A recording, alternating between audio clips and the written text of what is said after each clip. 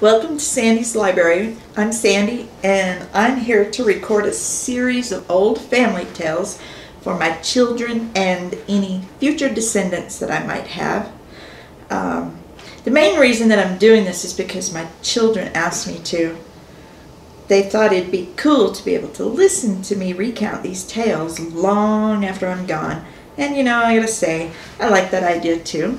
And before we get started, I just want to let you guys know I do have throat issues, so I'll be clearing my throat a lot, and I drink a lot of water, and it's ice water, so you're gonna hear that too. I also have 4 little mini Dachshunds, and you'll probably hear them walking across the floor. Hopefully they won't bark too much. So let's just go ahead and get started. And in order to tell my family tales, I need to tell you a little bit about myself first. I was born in the late 1950s, during the time of year when summer can only be seen in the rearview mirror of the car. Neither my mother nor my father were in my life very much at all. I was raised by my maternal grandparents. And just as a side note, to avoid repetition, I won't be tagging my female ancestors with their married names. If a female relative wasn't married when she gave birth, I'll tell you so. And if it's not common knowledge who a person's daddy actually is, I'm going to tell you that too. So, my maternal grandparents were Joseph Irwin Phillips and Viola Williams. This couple over here. They were married in 1916 in Louisiana. My grandfather was born on July 4th, 1894 in Waldo, Arkansas. His parents were George Dallas Phillips and Rosanna Catherine Love. And y'all, my grandpa was incredibly proud of his birth date. And this is July 2020, and the 4th is coming up. So this will be my birthday present to him, because I know he's going to be really happy that I am sharing these stories. So, my grandfather was called Irvin by his friends and family. Why they called him Irvin instead of Irwin, his actual name, I have no idea. But to be fair, a lot of my relatives and my husband's relatives were not called by the names they were given at birth. The other name that I remember acquaintances calling my grandfather by most was Judge Phillips, as he was a justice of the peace for over 50 years. I'm sorry, y'all, I got the sniffles. I have allergies.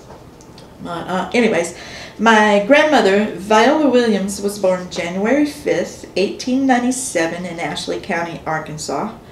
2 things you need to know about my grandmother is she loathed the name Viola, which is why her family and friends always called her Sis or Sissy.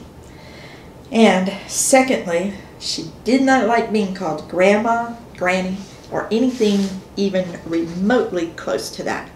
We, her grandchildren, were taught to call her Sissy. So, you'll hear me refer to her as Sis or Sissy a lot in these videos. Later, we'll have a whole video that's devoted strictly to her, so I'll just say that when my grandparents married in 1916, it was the first marriage for both of them. They were happily married for over 60 years until her death in the late 1970s.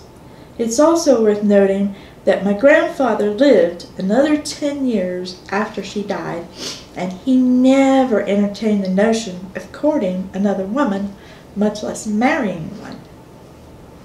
He told me, "I've had the love of my life, and no one else will ever measure up. So there's no point in trying." These first videos will mostly be about my grandmother and her people. But you can't really tell most of these stories without mentioning my grandfather or his family.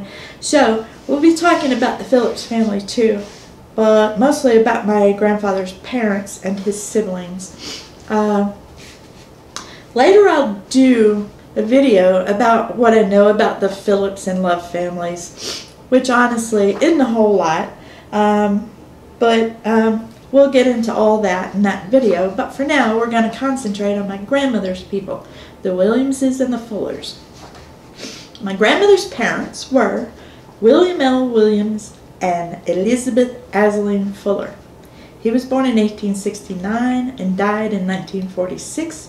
She was born in 1870 and died in 1908. And this is my grandmother's family. The little girl in the center there is my grandmother. And this was taken about 1900, so she was 3 years old there.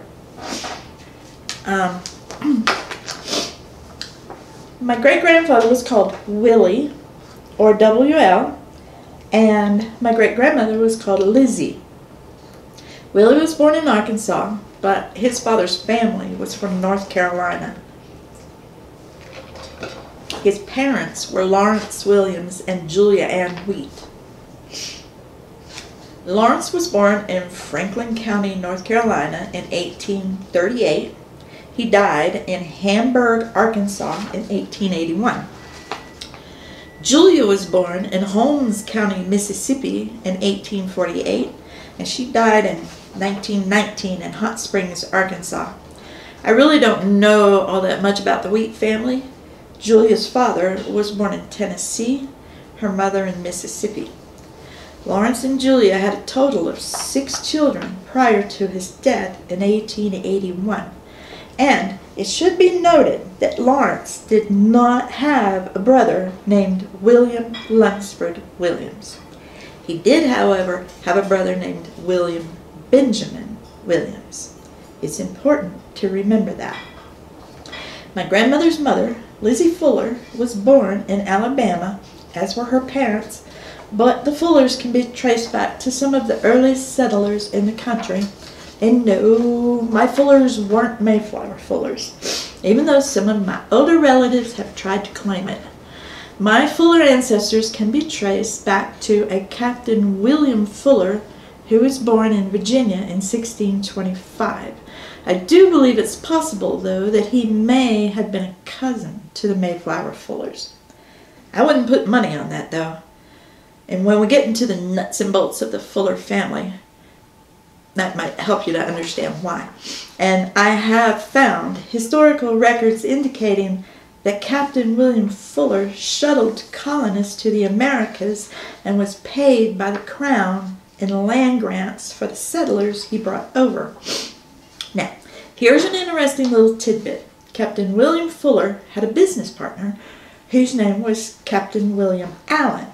They commanded separate vessels but traveled together when crossing the ocean. The reason I'm so fascinated by this is because Captain William Allen is an ancestor of my husband's on his mother's side. Captain Fuller is my 9th great-grandfather, so what are the odds that after all those generations I'd end up marrying a descendant of his business partner? Hey, gotta admit, it's pretty trippy if nothing else. So, Lizzie's parents were Francis Marion Fuller. He was born 1845 and died in 1927. He was called Marion by his friends and family. Her mother was Nancy Isabella Hawkins, but everybody called her Belle. She was born in 1848 and died in 1939. Belle Hawkins was born on a plantation in Alabama, and like most plantations of the South, this one too fell by the wayside after the Civil War. I'll have more to say about that in later videos. But for now, Marion Fuller and Belle Hawkins had a boatload of children, so their daughter Lizzie's children, which my grandmother was one of, had a boatload of aunts and uncles. And not just from Lizzie's side either. Willie had a bunch of siblings too. And it's just that they were mostly assholes. And you will learn all about that in upcoming videos as well. My grandmother had 10 siblings that made it to adulthood. 7 of them were full siblings, and the other 3 were half siblings from Willie's second marriage after my great-grandmother Lizzie died. So there's lots to talk about. A lot of stories were handed down from generation to generation, so we descendants don't always agree on what happened. A cousin from my mother's generation, Audrey Mobley Fuller, went around in the 50s and 60s, recording any stories that the older generations of the family could tell her. Unfortunately, she gave her research to a half-cousin, and it was never returned, and it's never been seen again by her family. The half-cousin on the Williams side took this research and compiled it into the biggest piece of crap mess that I have ever seen. But that's okay, because I'm going to straighten it all out for y'all. See, I have a unique position here. While I never met Willie or Grandpa and Grandma Williams or Lizzie and Grandpa and Grandma Fuller, I was born far too late for that. But I do have the distinction of being raised by Willie and Lizzie's daughter, my grandmother. And I grew up listening to my grandmother and her siblings reminisce about these stories.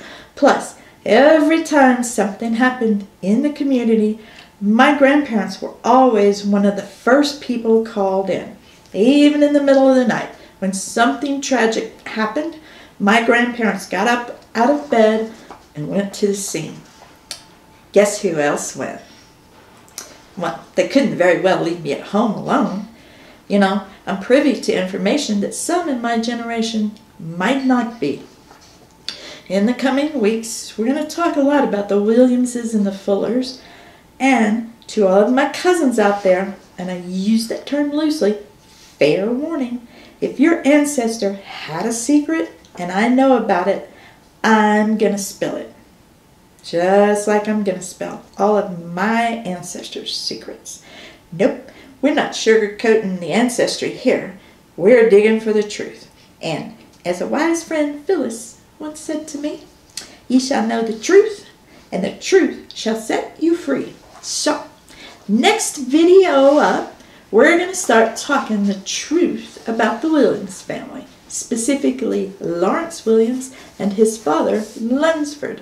They're my second and third great grandfathers, and both of their stories are tragic ones. So stay tuned. Later, Gators.